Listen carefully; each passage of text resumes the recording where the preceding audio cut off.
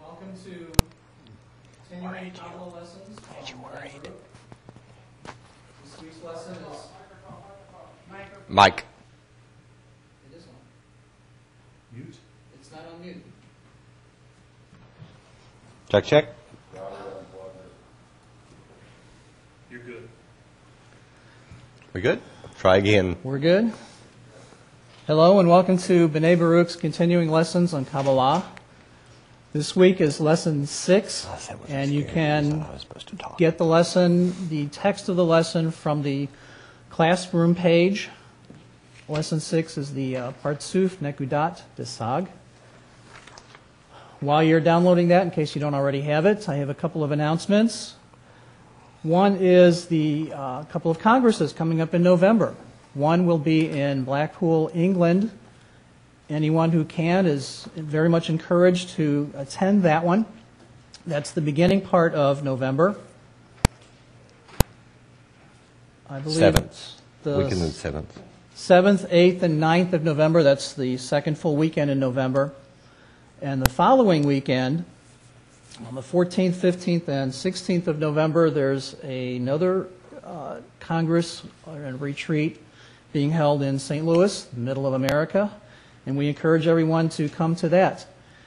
Studying with virtual groups online is very good, but there's a whole other level that you experience by being physically present with other people. And this is a great opportunity to build that environment physically and be part of it. And it's really something not to be missed. If you possibly can, please attend either the Congress in England in Blackpool at the beginning of November, or come to St. Louis, and we'll see you in St. Louis at that one. Full information is available from the Kabbalah site, on the blog, in several places. Please register, and we hope to see you there. We begin every lesson with an intention. So tonight's intention reads as this: until we reach these levels and establish the same contact with the upper force, we will not be able to understand the purpose of all that was prepared for us. As much as we can feel the greatness of this power and realize it on ourselves and adopt its properties, then we will begin to comprehend how we can rule over the universe and all the upper worlds in place of the Creator. Only then shall we discover why He created such immense and awesome worlds around us.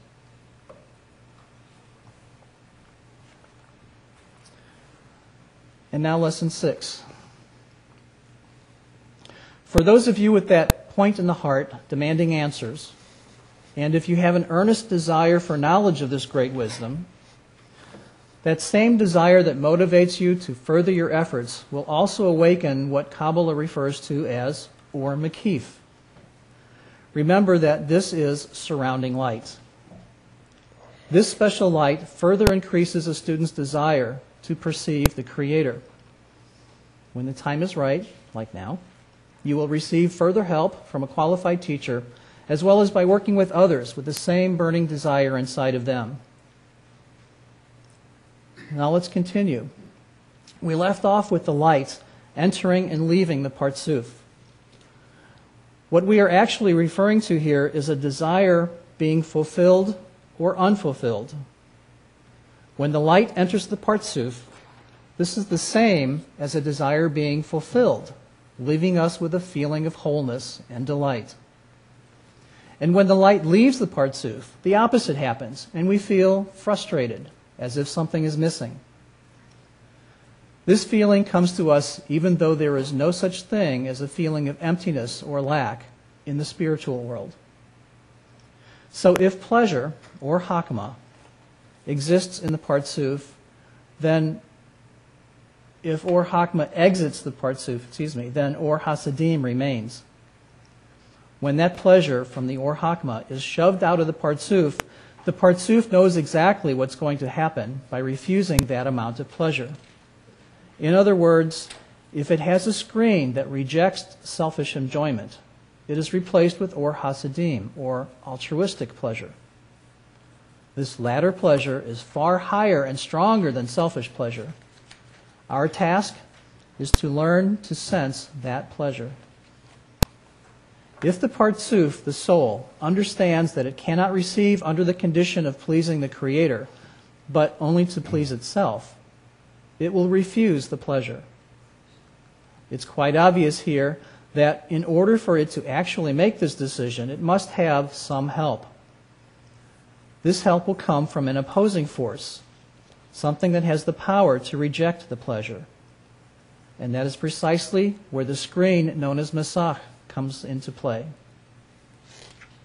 So if we have a screen to prevent the light from entering, the vessel then begins to perceive the light instead of only darkness. If there is no screen, then the light simply enters. In such a state, there is no opposition, and any perception is impossible. This would be similar to the flame of a candle that is nullified by the light of a torch. Another example might be a person with no eardrum. Without that screen in his ear, all sorts of sounds may enter, but no hearing takes place. What causes the vessel to be able to build a screen is the absence of the light during the first restriction performed by the vessel. We have a multitude of desires, but a desire can only be thought of as spiritual when a screen is placed at the entrance of the Partzuf. The screen operates as a sort of valve, allowing in that light only under our primary condition of pleasing the Creator. So our main objective is to receive that light into the soul, into the Partzuf. As soon as the light enters the vessel, it begins affecting it, transforming its own attributes to the vessel. Once this happens, we feel the difference between our own properties to receive and the properties of the light to bestow. This process makes us feel ashamed of receiving the light, and at the same time makes us want to resemble the light. Now, it's important to note here that spiritual light, which is the pleasure from perception of the Creator, cannot change the nature of the vessel from receiving to bestowing. It only has the ability to change for whom the vessel receives pleasure, or the intention of receiving. Am I receiving because I want pleasure for myself, or am I receiving in order to please the Creator? If the vessel chooses to use itself in this manner, it is called receiving for the sake of giving. It is a solution. It is a situation where everybody wins. The vessel, Malkut, gets to completely enjoy receiving the light. And at the same time, Malkut also returns delight to the Creator. This loop of pleasure is unending. To explain this a bit further, let's go back to phase 1, to Hakma. This is where the direct light, the Or Yashar, enters the vessel. Malkut received the pleasure from this Or Yashar. Of course, the sensation of the giver cancels this light. But in our condition, where the light extends all the way down to our world, this time it is returned using a screen, a masak. Malkut does the same thing. Fills up with all the light, but this time its intent is to please the Creator. This allows it to reach endless light. There is no cancellation. Thanks to this process, All its desires, both the lowest and the highest, lead to never-ending delight. This is also designated by the expression feeling of completeness and unity. Remember that we have 5 Partzufim: Galgata, Ab, Sag, Ma, and Ban. When Galgata filled and then rejected the light, Ab was created, and so on, all the way to Ban. But this is not nearly the end of the story. Remember that place called Tabor, where it was impossible to receive light in Malkut? Our goal is now to remedy that situation. The problem is that the desires under Tabor do not have a screen, so they cannot be filled with light. The good news is that there is just such a part of this spiritual machine that is designed to do that very thing. It's a new Partzuf called Nekudot de SAG. What does that mean? It means that Partzuf Nekudot is a sort of sub-Partzuf that comes out while the light is exiting the Partzuf SAG. This Partzuf is unique and is exactly able to go below Tabor, correcting all of those extremely powerful desires there as well. In order to understand why... Let's stop there. Welcome to the 6th Sunday night class. And I see we already have people that are asking questions and signing on, so it's good to see you all. Tonight we enter into a very, very special part of the technical lesson, and the reason is because we get to something that's a little bit closer to us. From this point, we've really been talking a lot about things that are so far removed, that we're actually able to relate and understand to them. You will find that the closer things get toward us, the closer that we start zeroing in on where in the world we are in this picture, that actually it's actually more difficult. It's harder to relate to the material, very hard. So before we go any further, let's do a quick review. What do we have? We have the Creator,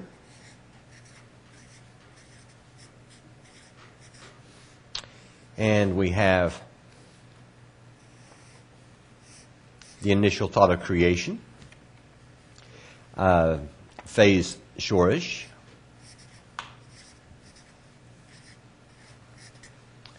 what is that? Of course, that is the Creator's desire to please His creatures. You might say, okay, what creatures? There's no creature yet. There's nothing there. What's He going to please? And what we don't understand is that that's a complete act for the Creator. The creature is in the initial thought. Everything, the full package, the beginning, all the middle part development, all the end, everything, the final result is in the initial thought.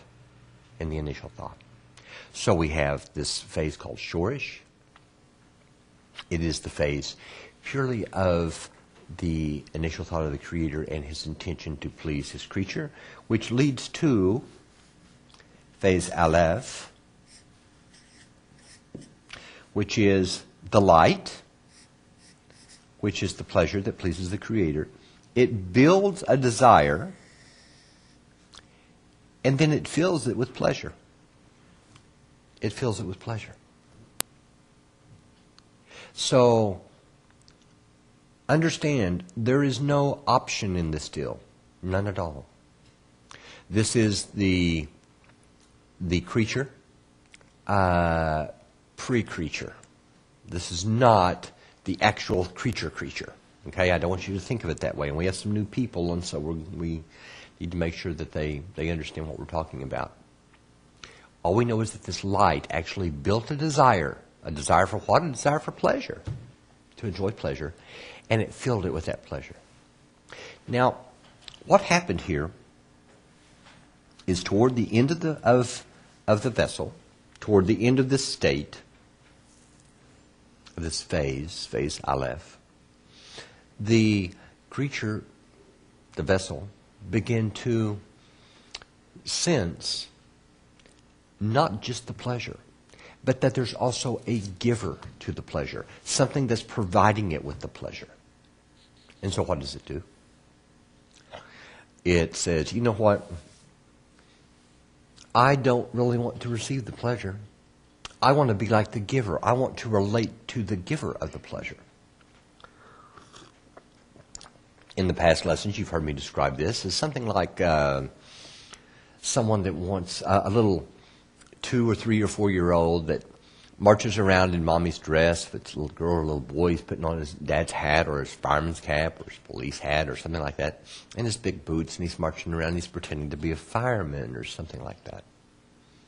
What we really have here is a situation where it wants to be like daddy. It wants to be like the giver. So, here's what's going to happen.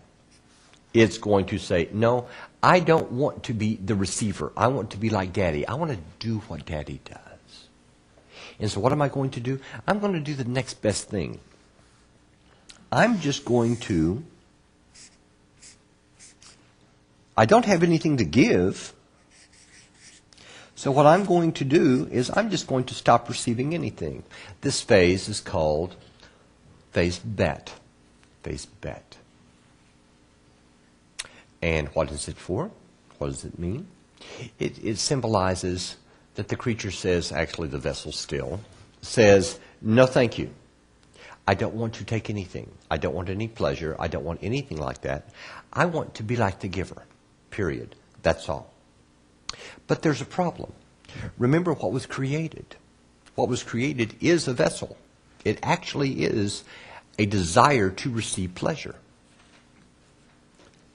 And it begins to sense, if I don't receive pleasure, if I can't receive pleasure, how in the world am I going to exist? This is impossible. This is an untenable situation. Something has to give. What? Again, it's warm in here. Can you have them turn down the air just a little bit? Thank you. So, it says, this isn't going to work, yet I truly want to be like the giver. What's the answer here? Because I can't have both ways. I can't do both. So what am I going to do?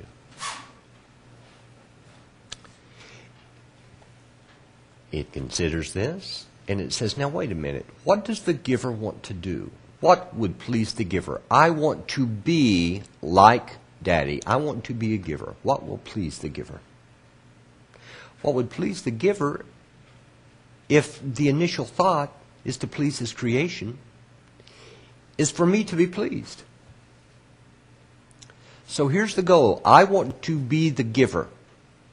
How do I be the giver? I be the giver only if I receive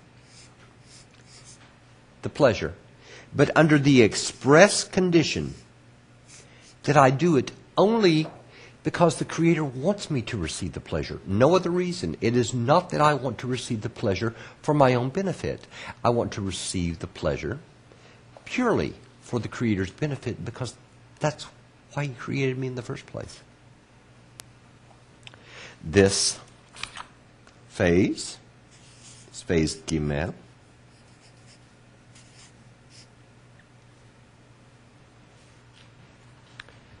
And that's exactly what the vessel does. It makes an act with an intention to receive. It's called a complex act. It has an intention to bestow, and this is the only way that it will actually receive something. It has an aim, a direction for the first time, where it wants the pleasure to be. To whose benefit is this pleasure guided?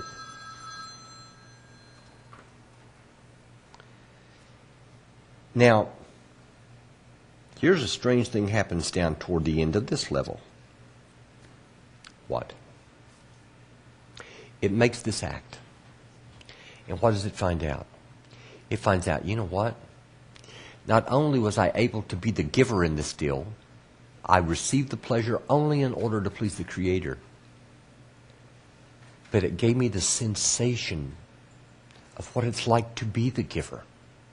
I now know what the giver is like. It gave me this sensation of being the creator, the giver. And I loved it.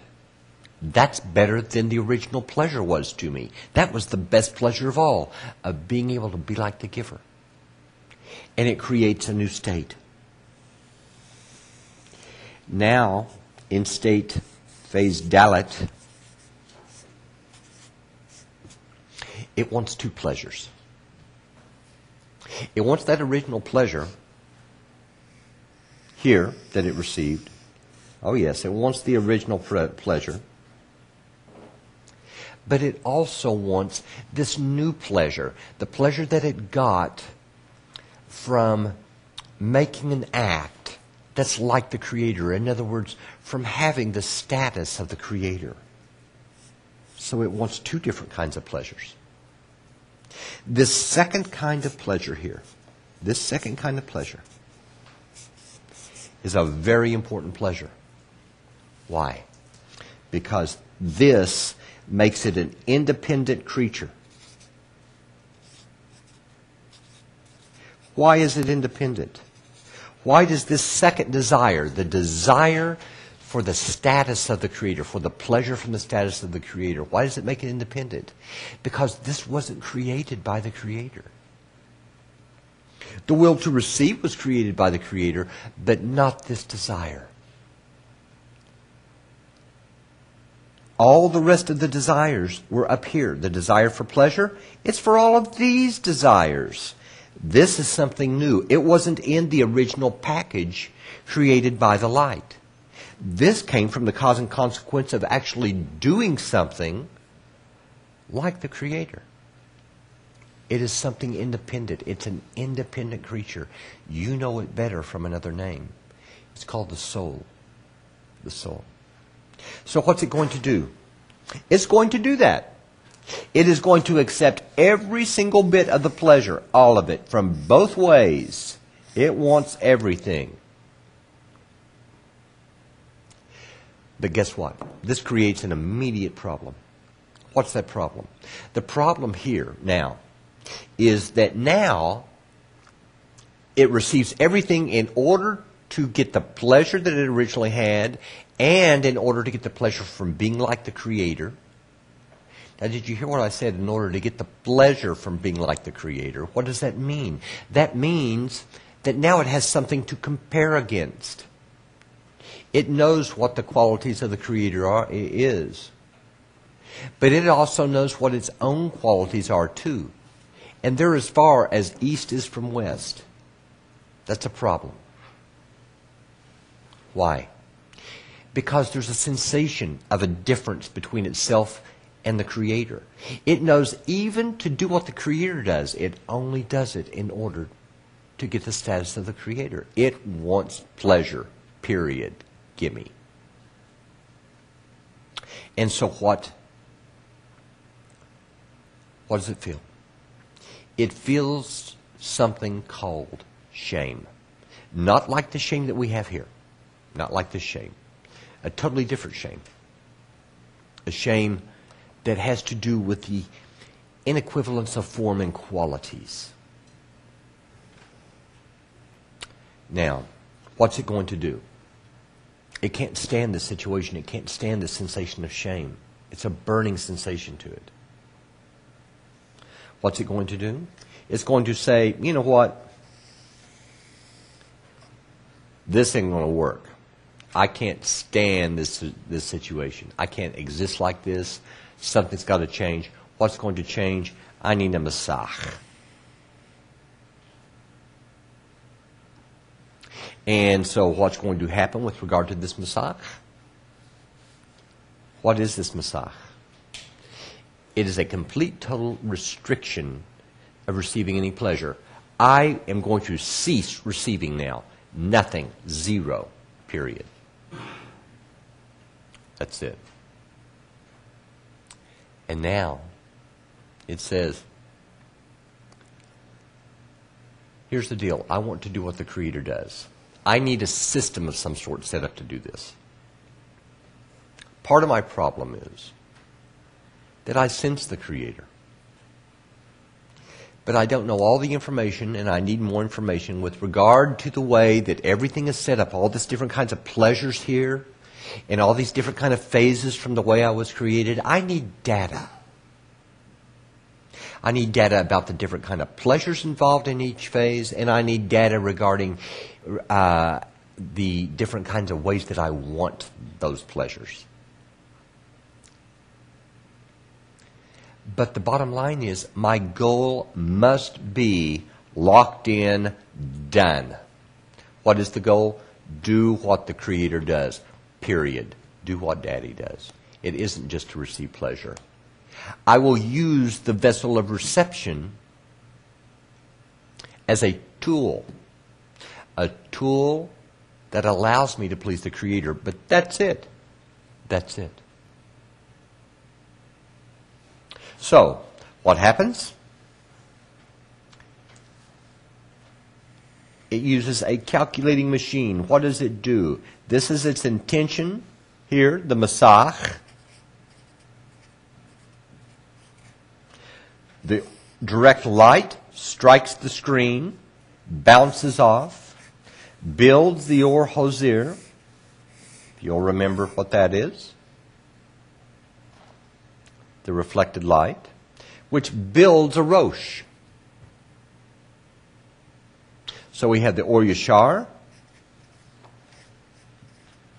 As it strikes the screen, it bounces off and becomes the or hozir. Reflected light.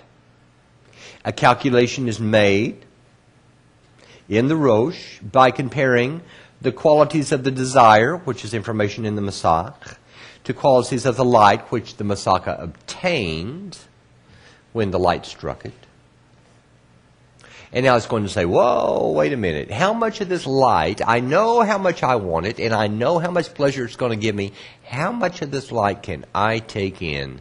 Only under the express condition that I am wanting to please God, the Creator. It weighs that out, and it takes in some amount.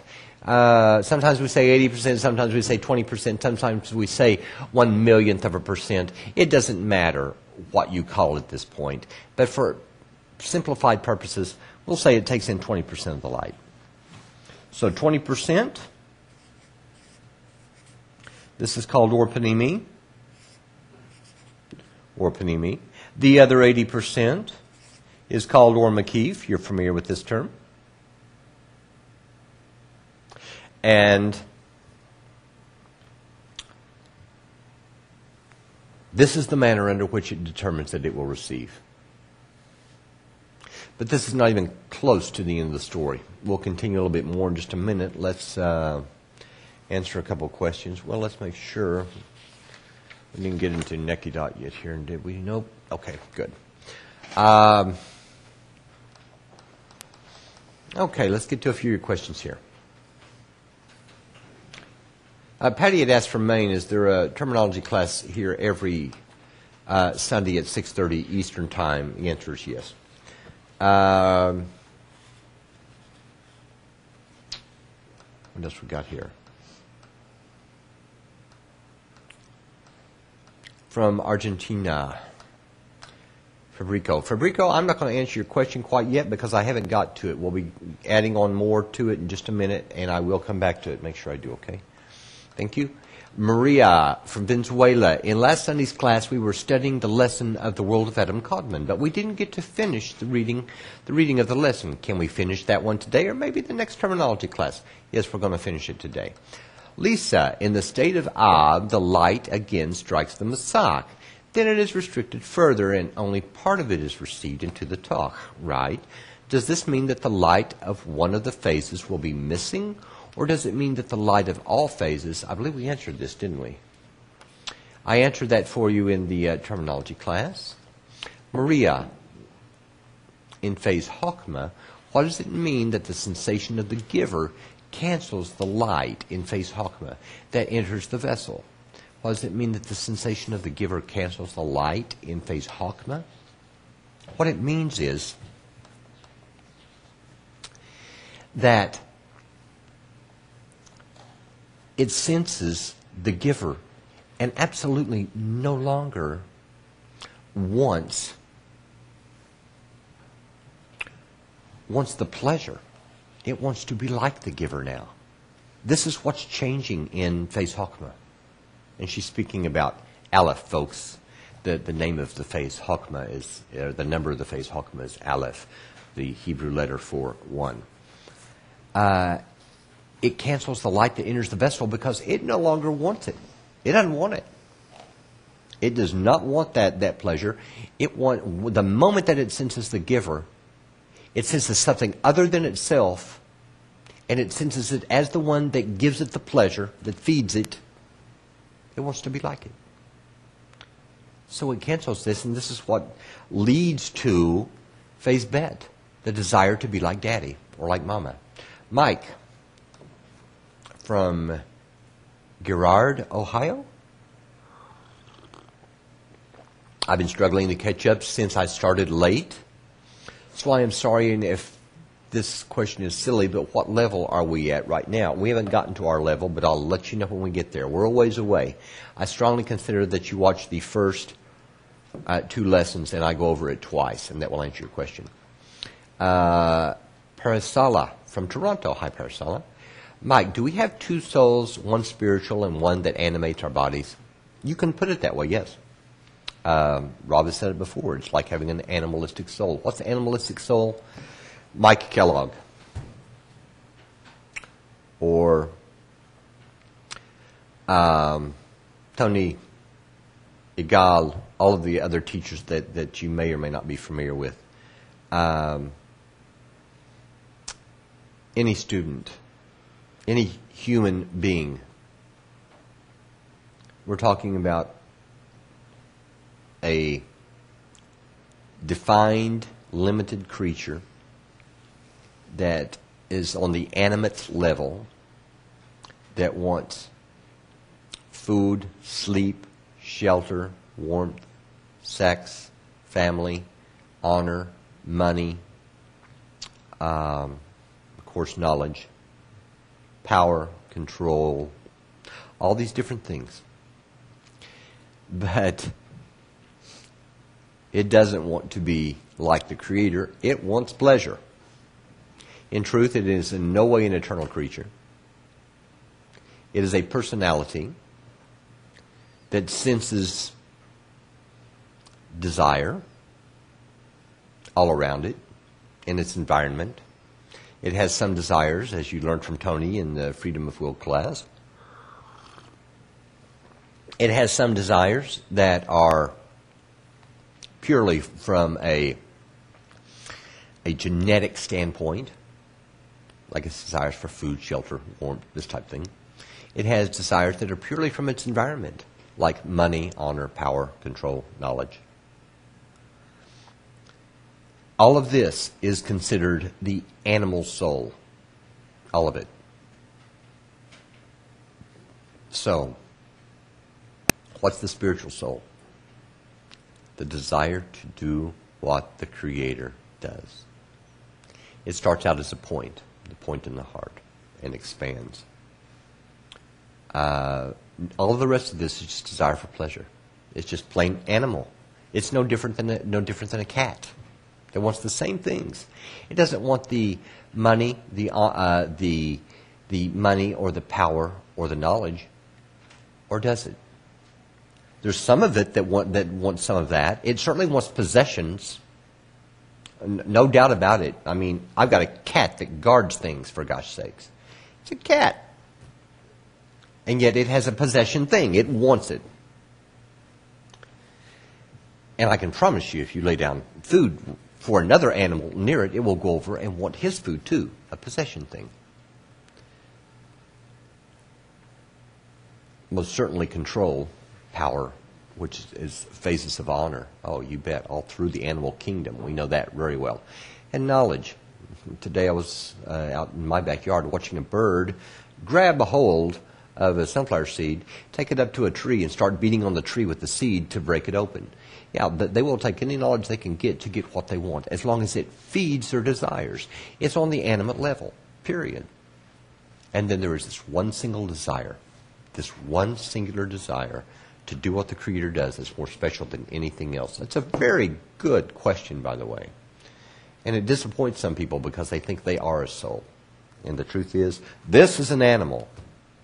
There is a point that needs to expand and develop. That will be the soul. And the switch is from sensing the I, from the animal soul, from the animal, to the I that is the soul. Chris from Washington. If you sense the Creator, is this a form of pleasure to the vessel and coincidence that does not exist? If you sense the Creator, is this a form of pleasure to the vessel and coincidence does not exist? If you sense the Creator, what does that have to do with coincidence? Is that a second question? If you sense the Creator, is this a form of pleasure to the vessel? Of course. And coincidence does not exist? That's a totally different question, but no, coincidence doesn't exist.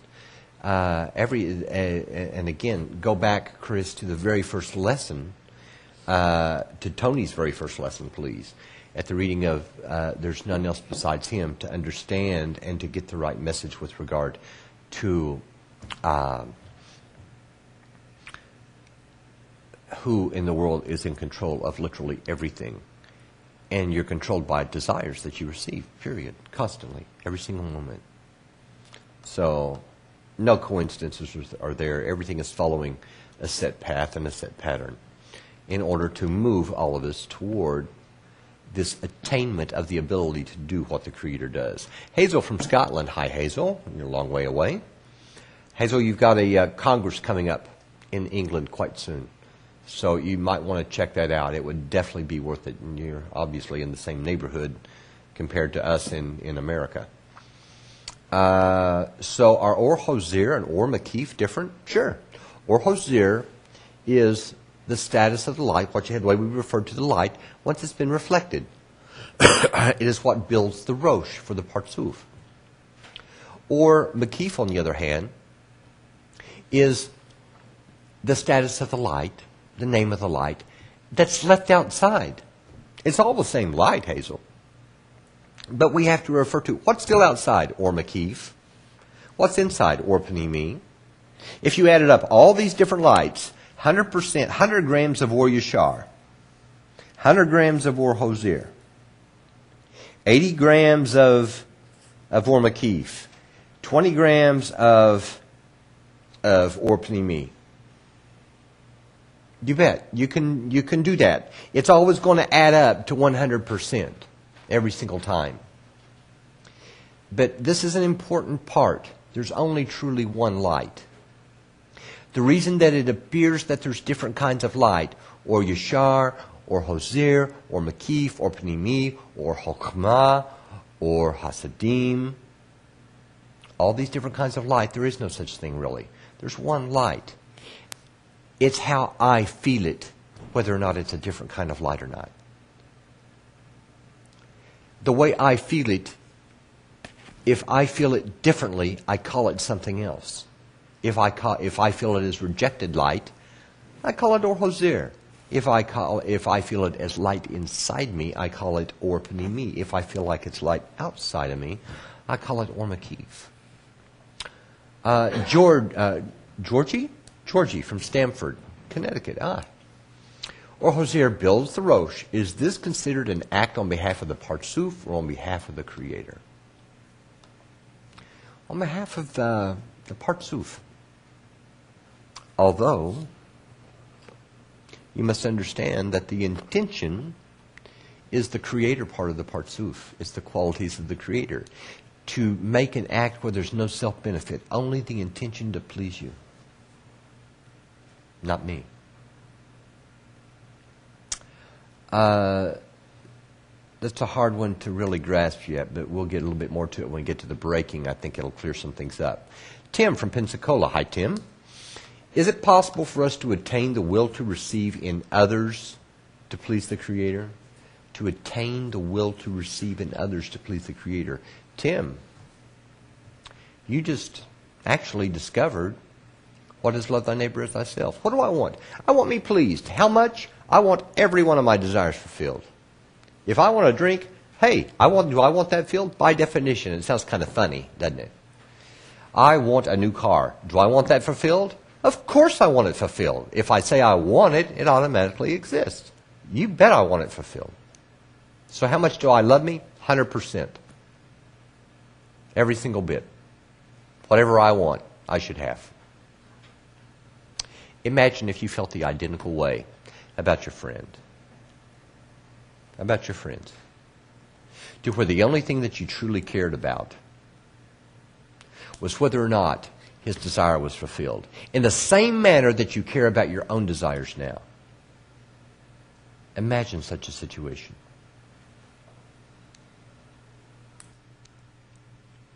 It's very difficult. In fact, it's impossible, really.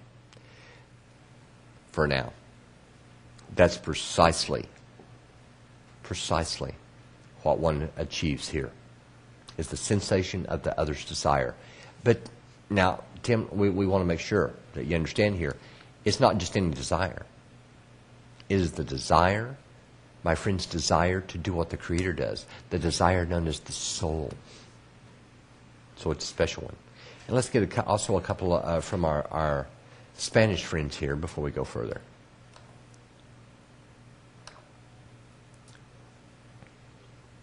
Vivian from Argentina, how can we build a screen? Please, a material example. Okay, you have to go down here to Walmart. You have to pick up some lumber, maybe some metal. You mean that kind of material example? Obviously, that's not going to happen. This isn't something that you can buy at Walmart. You cannot. At the same time, you can't conjure it up in your head. How can you build a screen? In other words, how can you get a screen? Only through your desire. You're not going to like this answer, Viviana. Only through your desire. You have to want it. And what's more, you have to want it properly. Malaj from Mexico. Malaj from Mexico. Do we experiment all this in a prayer? Do we experiment with all this in a prayer? Do we experiment with this in a prayer? No. Oh. Yeah, it said experiment, but maybe it does mean it can mean either one, because a lot of people. Well, let me answer it both ways. Do we experiment? Yes. Do we experiment in prayers? No. Not the kind of prayer you're thinking of. What is a prayer here? First, let's get that out of the way. Malaj, a prayer is what I want. You want something right now. There isn't a time when you're totally, completely satisfied. It may just be that you want rest, but as you can see, you always want something. That's your prayer. So, words that we utter, they don't mean a thing. Nothing. Oh boy.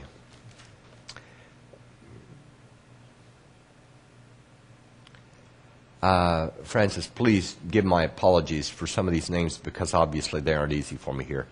Azucena from Colombia. How can I feel the Creator in my corporeal body? How can you feel Him inside your corporeal body, or how can you feel Him with your corporeal senses? Neither is going to happen. Neither is going to happen. You have to develop the correct sense to sense the Creator. You can't do it in this particular body. Now let's go ahead and continue so we can finish up here. Again, the problem is that the desires under Tabor do not have a screen, so they cannot be fulfilled with the light. The good news is that there is just such a part of the spiritual machine that is designed to do that very thing. It is a new Partzuf called Nekudot de SAG. What does that mean?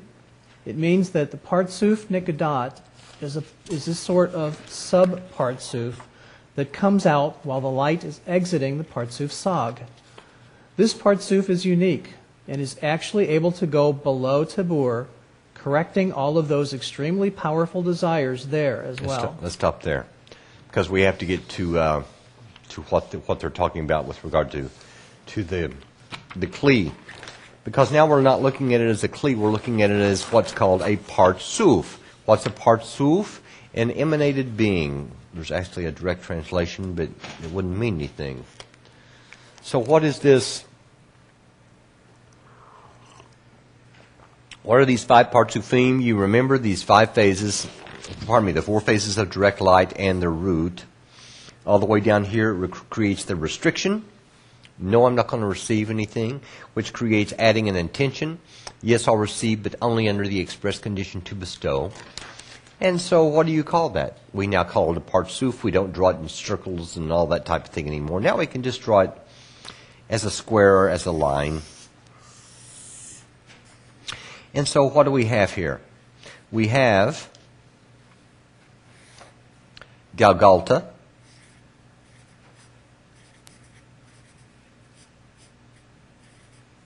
where the light strikes the pay, the screen is in the pay, reflects off. We have the Rosh, a calculation is made in the Rosh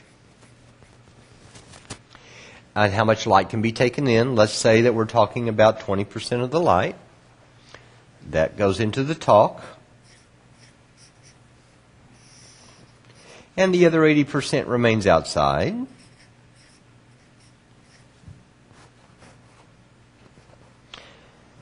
Now, the light cannot stand to stay in the Partzuf. Why? Because it begins to feel on the outside of the Partzuf the remaining 80% of Or Makif. And in fact, this Or Makif, we've talked about it several different times now. It's like the difference in someone laying a potato chip on your desk and you picking up the potato chip and eating it because they want you to. Or someone laying the potato chip on your desk and you pick up and you eat it, and they also lay a whole new bag of potato chips on your desk and turn around and walk off. Well, now I might eat the first one because my friend said, "Hey, you want a chip?" And I say, "Yeah," because I like my friend, I want to please him. But from then on, I got a real problem. Why? Because he left a whole blasted bag here and he's gone. He doesn't care whether I eat them or not. He left me a bag, and so what am I wanting? I'm wanting the whole bag for myself, not for my friend. And so I devour that.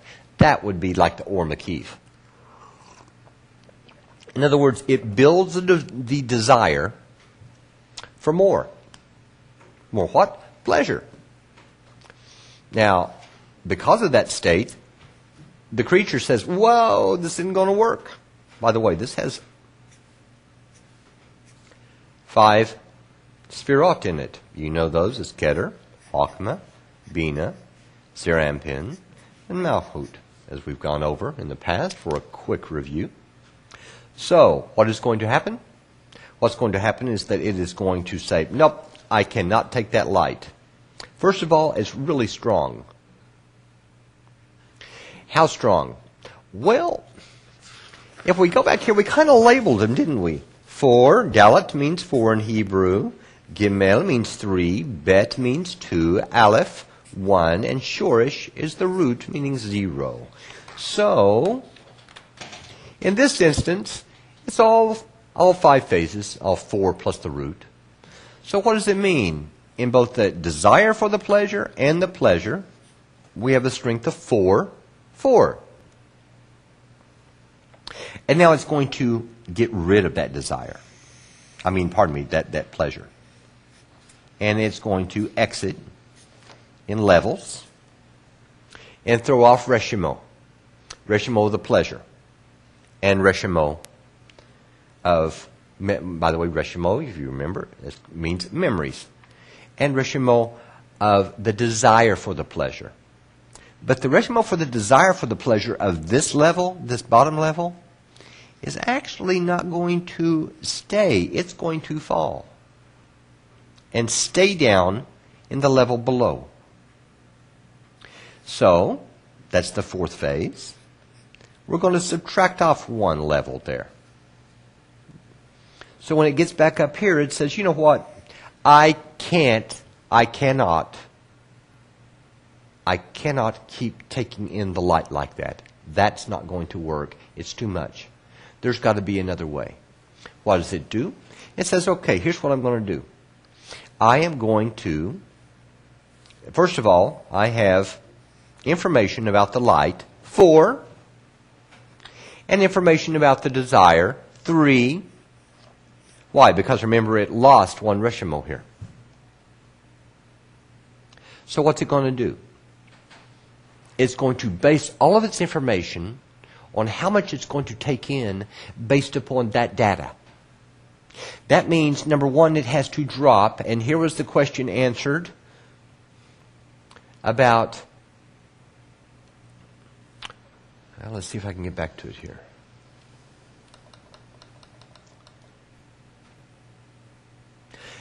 From Fabricio from Argentina, in Partzuf Nekudot, the level of pleasure and the level of desire is 4, correct, here you go.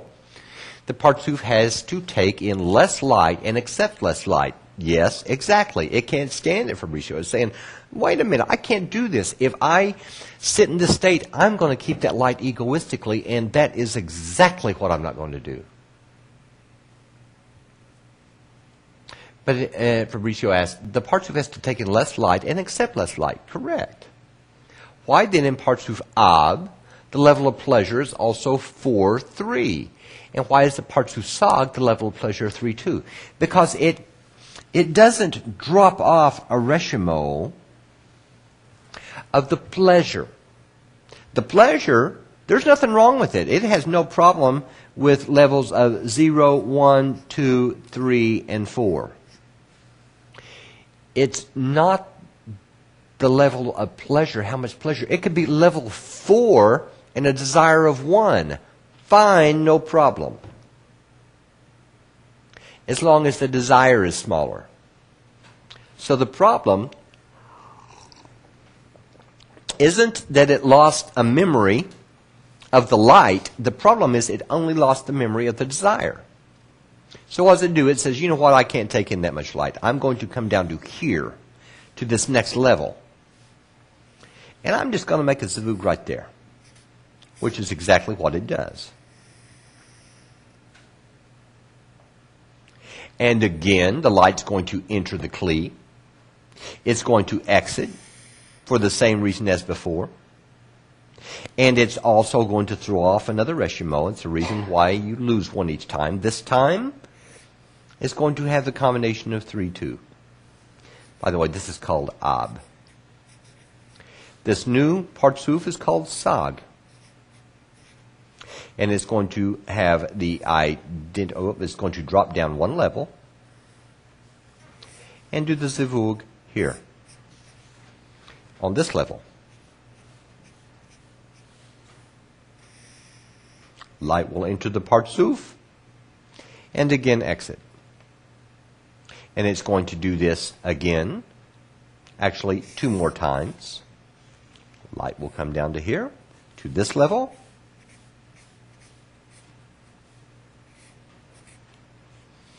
Make a zivug. And finally, it will do it 1 last time.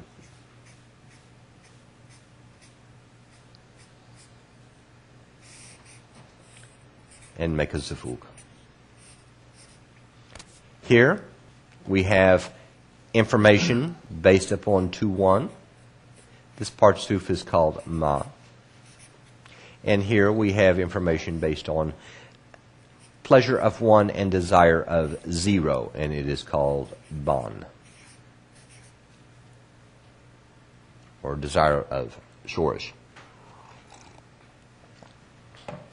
So, notice anything in common here. It may be difficult to perceive or to understand really what's going on here. What these things called reshimot are, they're memories of pleasure, memories of light, memories of desire. So what? A lot of complicated terms in here. Gagalta, Ab, Sag, Mon, Bon. Folks, all this is a calculation based on 5 levels that is in this spiritual body. This calculating how much pleasure it can receive in order to please the Creator, and that's the amount of light that it's going to take in. It knows what the pleasure is like. It knows what the desire that it has for the light is like.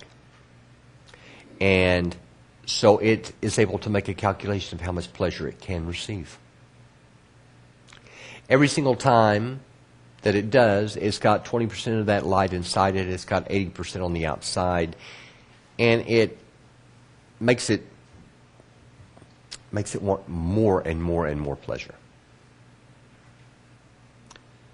So it has no option but to get rid of the light or keep it egoistically, which it is not going to do. So what's actually going to happen here? We saw where there's a part that can't get filled up, right? This area, now we said this was the pay. We got an area here that's actually called the talk. From here to here.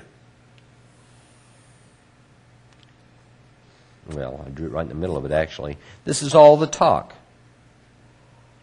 Okay? This dividing, and by the way, this area from here to here is called the sulf.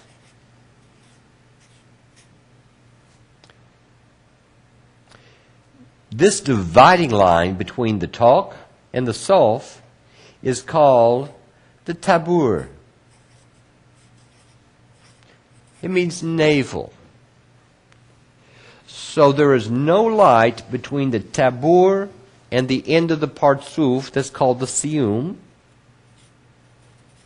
How in the world am I going to get light down here? This is a problem.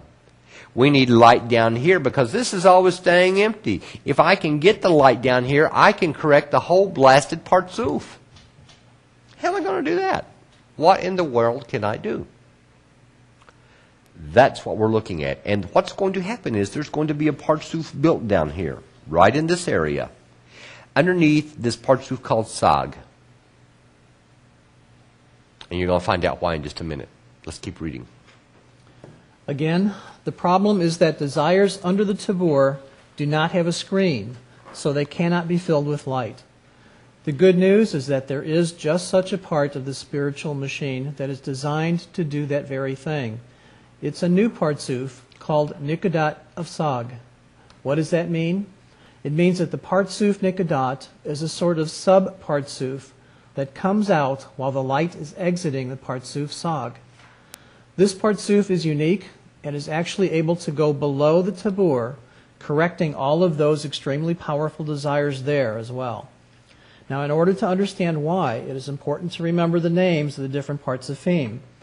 Galgalta, like Keter, Ab, Hakma, Sag, Bina, Ma, Zir Ampin, and Ban, Malkut. Remember the stage 3 called phase bet? In this stage, the vessel only wants to bestow, and that is the exact characteristic of Sag, called Bina. Bina could care less about receiving. It only wants to bestow, to give or hasadim without restraint, to be like the Creator.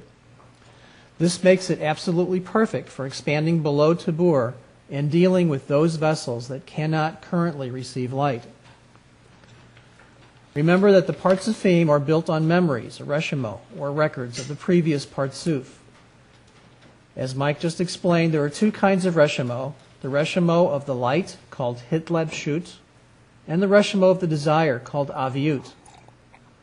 The breakdown is as follows. Galgalta is built on a reshimo of 4-4.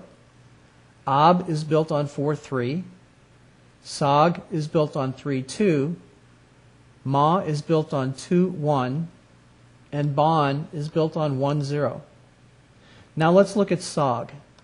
This partzuf is built on a memory of pleasure of the light with the strength of 3 and a memory of desire built with the strength of 2. As the light exits partzuf Sag, it rises through those stages of a partzuf that we learned about. When the light exits the interior Bina level of that partzuf, the reshimo that are left are 2 and 2, the exact combination of giving that is needed in order to lower beneath tabur and this is precisely what happens. Below Tabor, the Partzuf Nekudot of SAG begins to expand and to fill this section of Golgotha with the light of Hasadim, the light of pleasure from giving. The entire purpose of this Partzuf is to elevate the uncorrected desires to its own level and correct them. It is important to remember that the whole purpose here is to correct the vessel where it can receive everywhere, including the area below Tabor.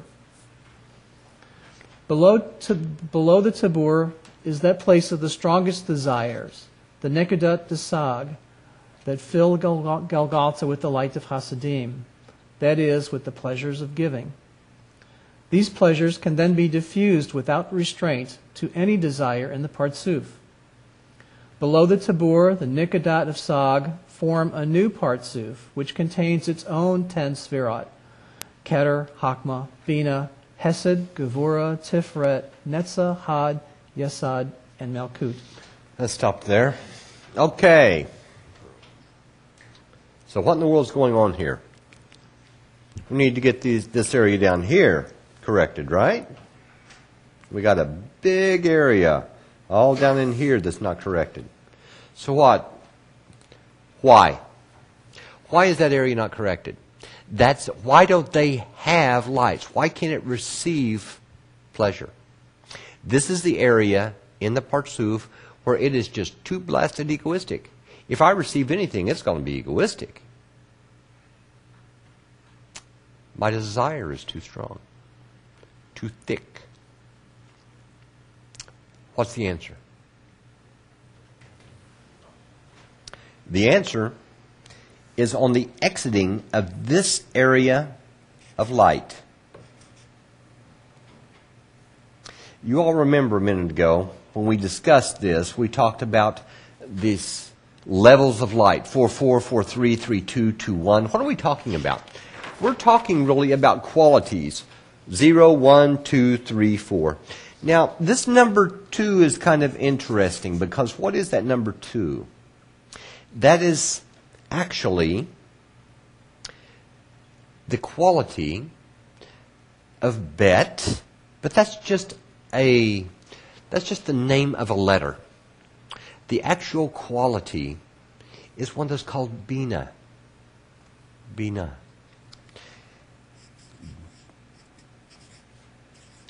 What is that quality? Well, if you look over here, that is the quality of wanting to only to do what the Creator does. That is all. That is all. So if we look at all of these different qualities of desires now, we call this one Keter, this one Halkma, this one Bina, this one Zerampin, and of course, the king of the group, Malchut, the full-blown will to receive, give it to me because I want it for no other reason than that place. So, Keter, Hagma, Bina, Zerampin, and Malchut, what are these things? They're Sfirot, but why do we name them? They're desires. Yeah, Kelim, vessels, but why do we name them? What is this naming stuff? We're talking about the quality that it exhibits, that these kelim actually exhibit. Like for instance, here in this particular area, it would be Bina. Well, it just so happens. Now, also, that's a desire strength of 2, right? Right? Let's go back one more time and look. Yeah, 0, 1, 2, bet, Bina. It is the desire to do what the Creator does. No self-benefit. I don't want to take in any pleasure. I just want to get pleasure. And if I can't get pleasure, we'll just let it go with that. So, as the light is exiting, it's going to exit from this area at number 4 of a power 4, and then from this area with a power of desire of 3. And then this area of a power of desire of 2. Now remember that the light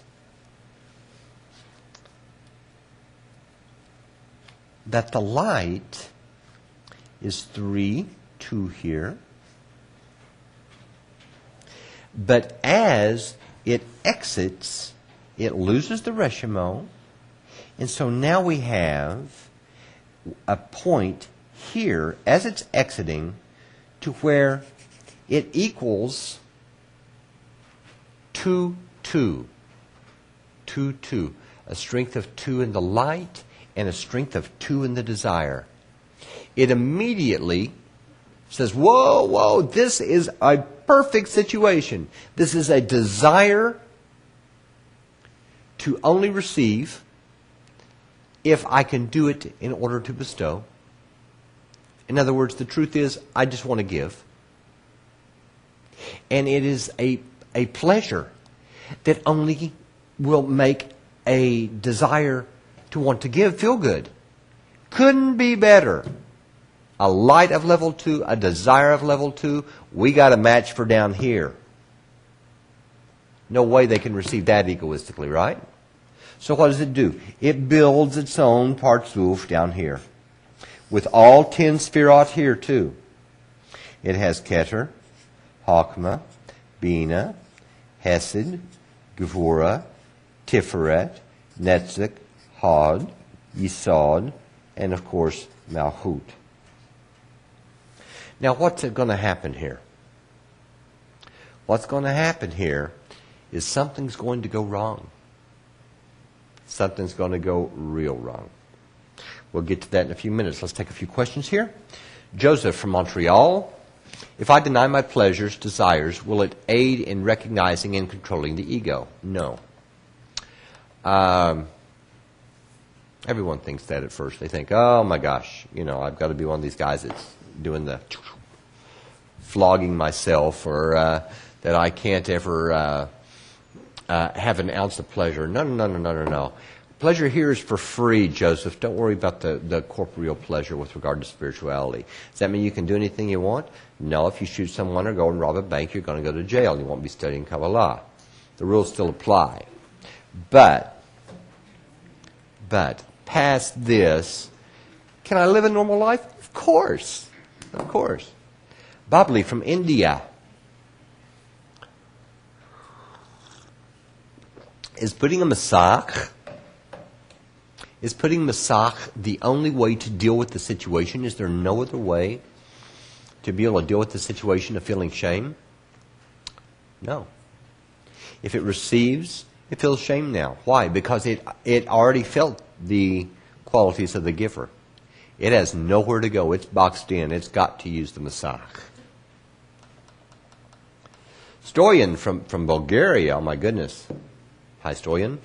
So both souls, the spiritual and the animalistic, are completely separate and not communicating with each other. No. You're talking about two totally different desires for two totally different things. One's for corporeal pleasure, one's for spiritual pleasure. Spiritual pleasure has to do with the desire to bestow. You can't connect the two like you're wanting to do. What does our beastly soul do for us? It gives us a sensation that, yep, I exist. There you go. Well, what about all this stuff for money and kids and all these different desires, and give me honor and give me all this stuff? What about all these desires?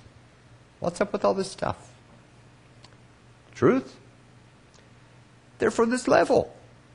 They are to give you a sensation that you exist. You're there. They're to develop the desire in you higher and higher and higher, which it's been done over several millennia.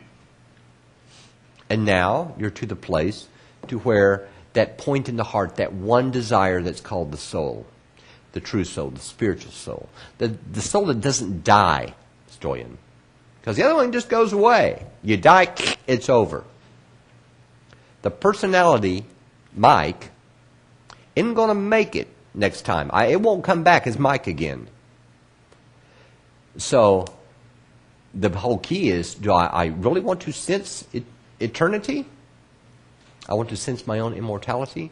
I have to be sensing out of that soul. I can't be sensing out of this animalistic part of me. Phil in Michigan. So to be sure,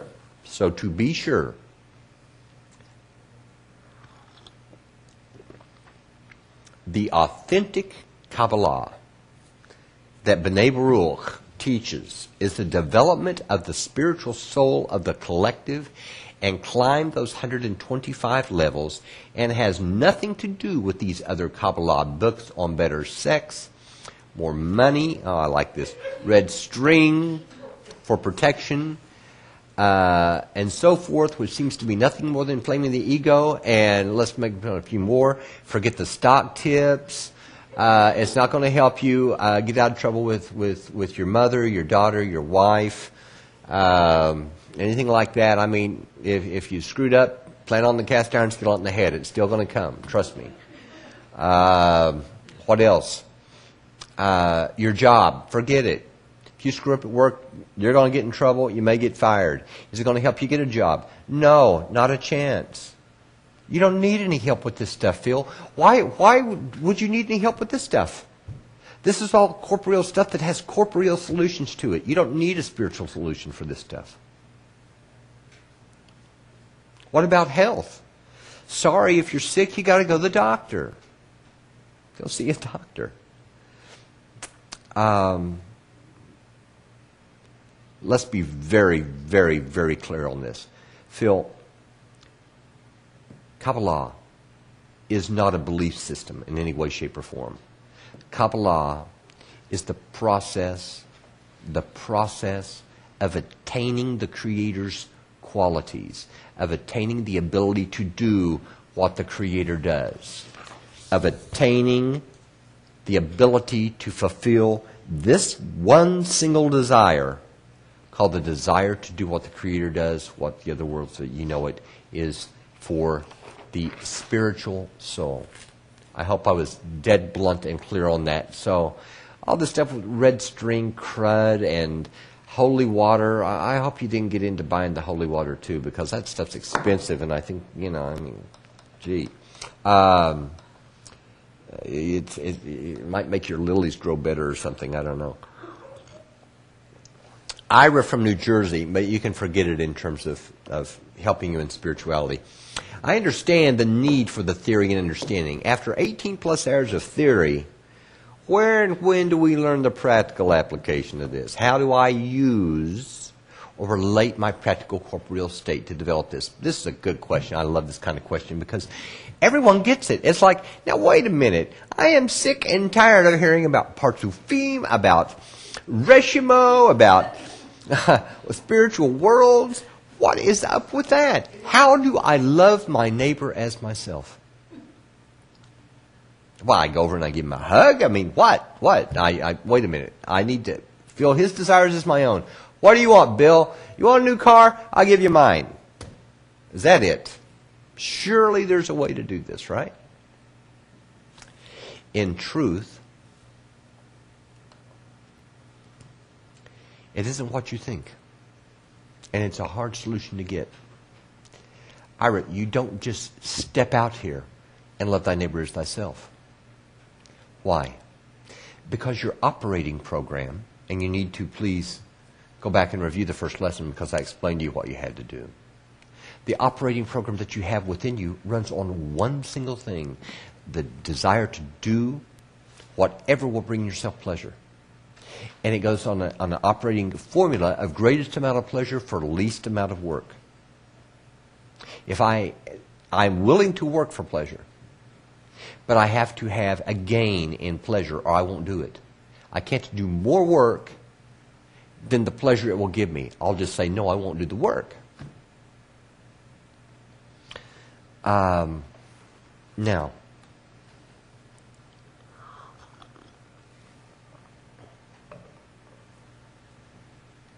this operating program is running 24/7, constantly. There's only one thing I can do. I have to have that operating program switched out.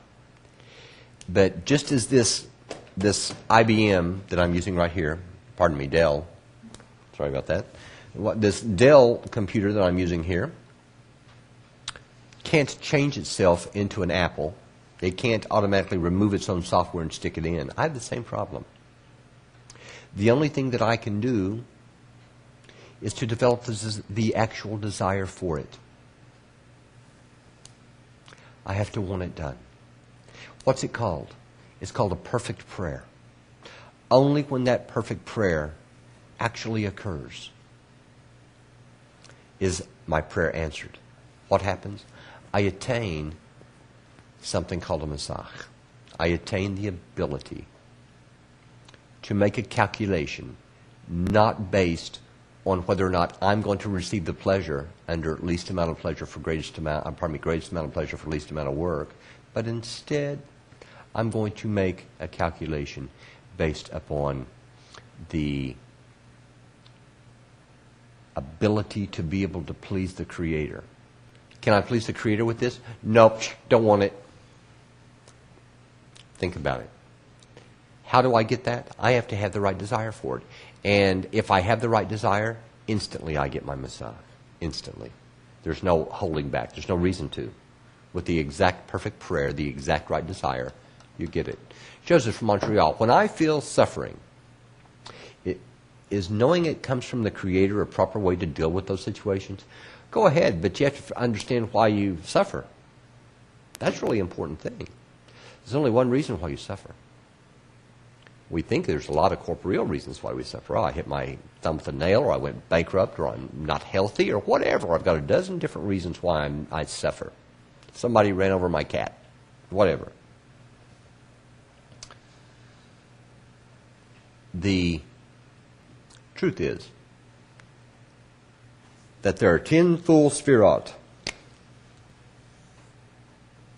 I'm down here sensing in 5 little bitty old corporate senses. I don't know what in the world's happening in these other sphirot and these other parts of me, because I'm in complete, total concealment.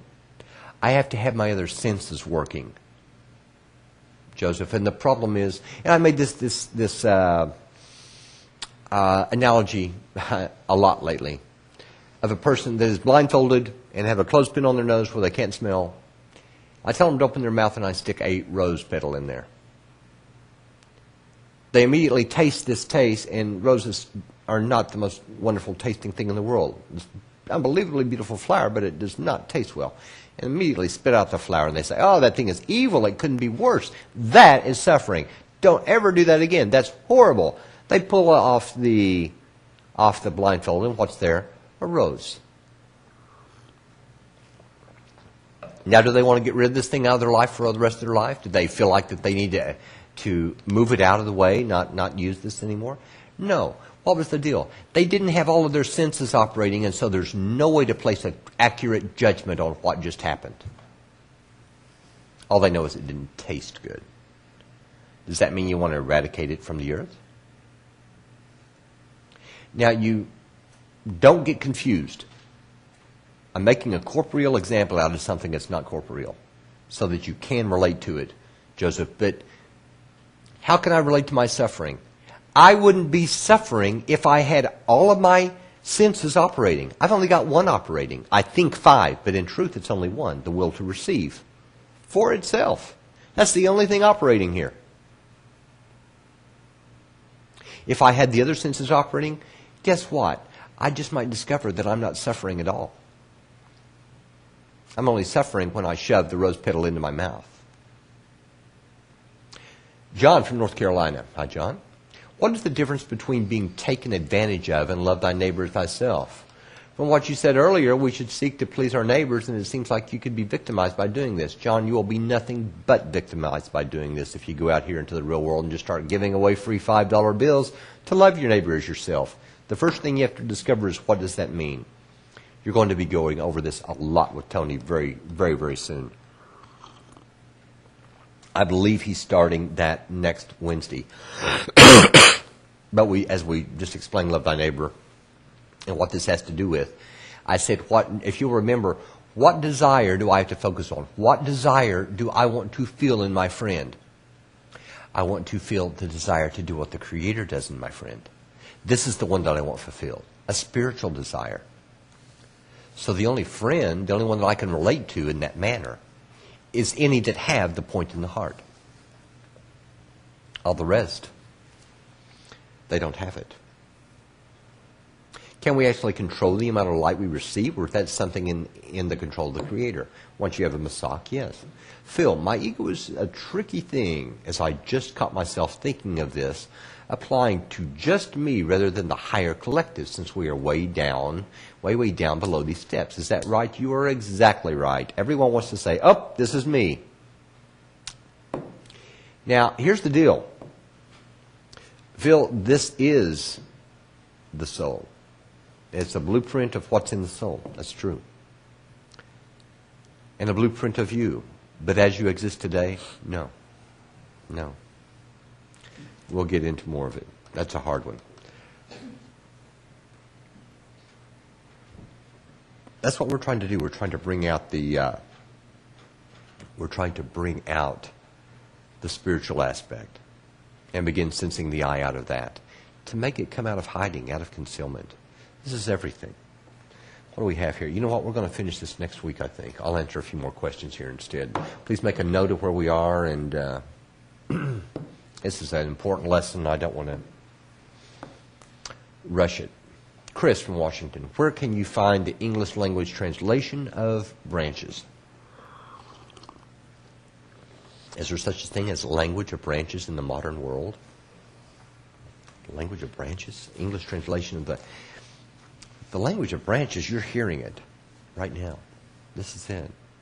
Language of branches is explaining Kabbalah in terms of Sfirot, Partzufim, or Hakma, or Hasidim, all these different terms that we use. And why do we use them? Because it's very, very difficult to confuse them with corporeality. If you notice, if you open up the Torah, it says the same identical thing. The only problem is you'll immediately confuse it with corporeal things. Everyone thinks it's a blasted history book. They don't have a clue what's actually going on there. It's a spiritual roadmap. And again, Paris from Toronto, Parasala, I think it's pronounced, Parasala. Mike, all these numbers, is there a term for these? 3, 2, 1, 1? Sure. It is Hitlab-Shut and Aviut. You heard it read to you just a few minutes ago. Hitlab-Shut, and you'll get that next week in our Hebrew terminology class that starts at 5:30 Central, 6:30 Eastern.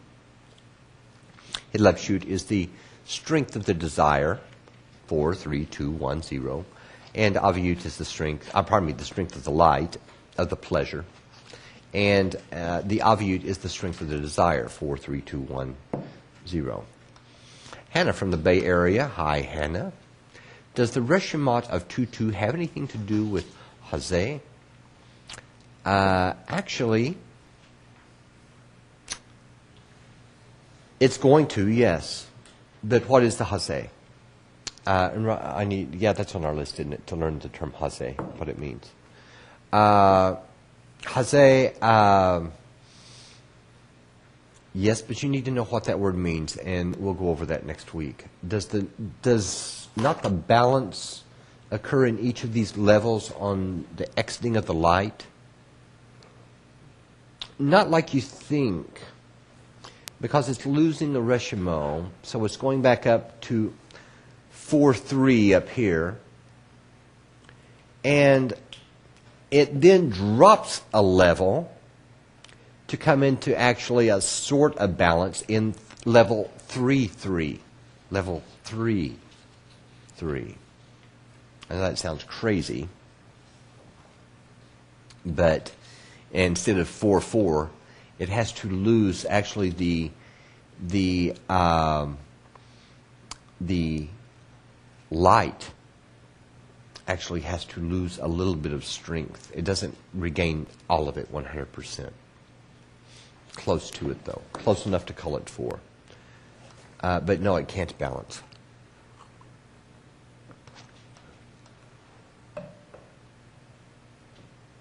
Ace in Turkey. Turkey. If I develop my spiritual soul, will it help my animal soul to find peace? Animal soul's an animal soul, Ace.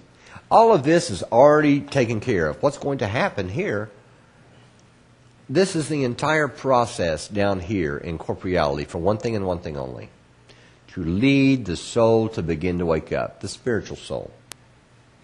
That's it. That's all. What will happen here has already been determined, and it's a preset course, and you see things happening all the time where people are motivated. The animal, the people, is motivated more and more and more to start searching for solutions to what is wrong. Something is wrong here. Look what just happened in the stock market. Crash. We say, oh, well, this doesn't have anything to do with corporeality. Well, it has something to do with corporeality. Why does it have something to do with it? This prepares people to begin asking, all right, why? What's the problem here? What is the meaning of my life? Why am I on the planet? I'm sick and tired of feeling I'm getting slapped in the face. Let's go to our Spanish folks for a little bit here.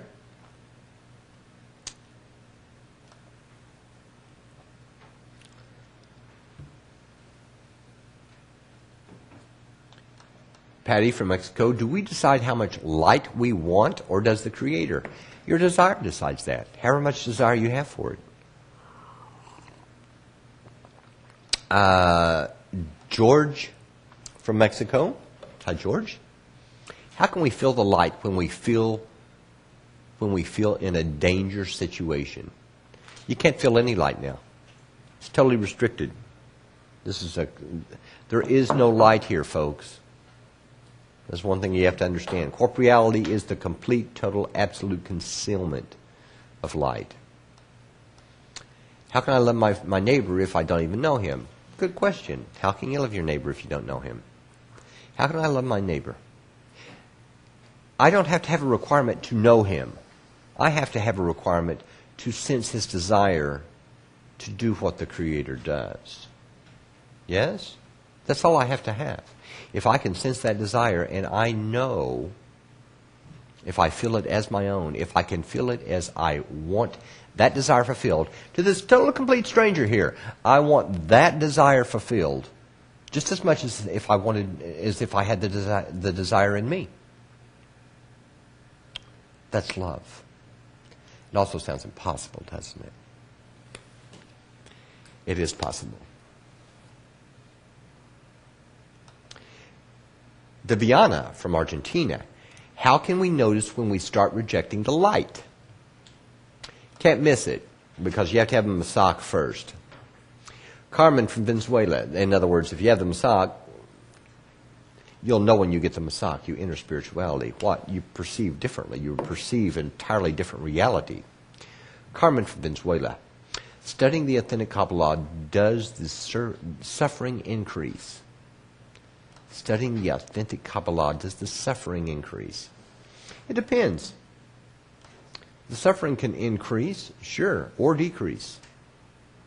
That depends on, do you attain an equivalence of form somewhat in your desires, or are you at a situation, there are things called declines and ascents to where the importance in your goal becomes greater, or the importance in your spiritual goal becomes less than everything else.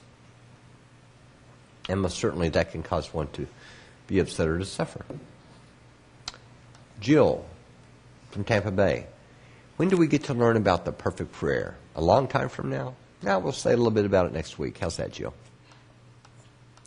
Carl from Wilton, New Hampshire. Does anyone here have a massage?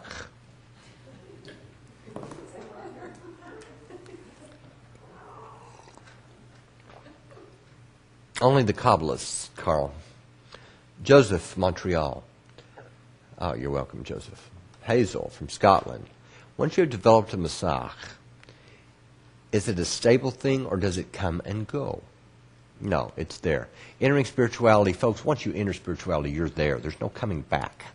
You don't lose what you attained. That's all we're going to get to this evening. It is 8:30. Please, everyone, do go to the forum right now. Post your posts, and I will be more than happy to answer your questions for you. Excellent questions, by the way. Everyone's right on. I've gotten very few questions here that are off topic, like are aliens guests from spirituality. It's very impressive how you're growing and growing very quick. Do not forget about the St. Louis Congress. This will be a time when you can attempt to do that exact thing we were talking about with regard to love thy neighbor as thyself. When you have a lot of people gathered in one place for one desire. So now you understand the purpose of it. Now you understand exactly how important it is. And it will match, its importance will match your desire to enter spirituality. And until now, again, on Wednesday, you will have a lesson with Tony.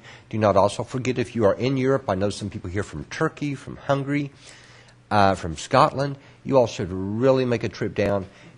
Go to this Congress. Rob's going to be at that one too. Rob Lightman will be at the Congress in England. So please, do go click on the link and go check it out. Okay?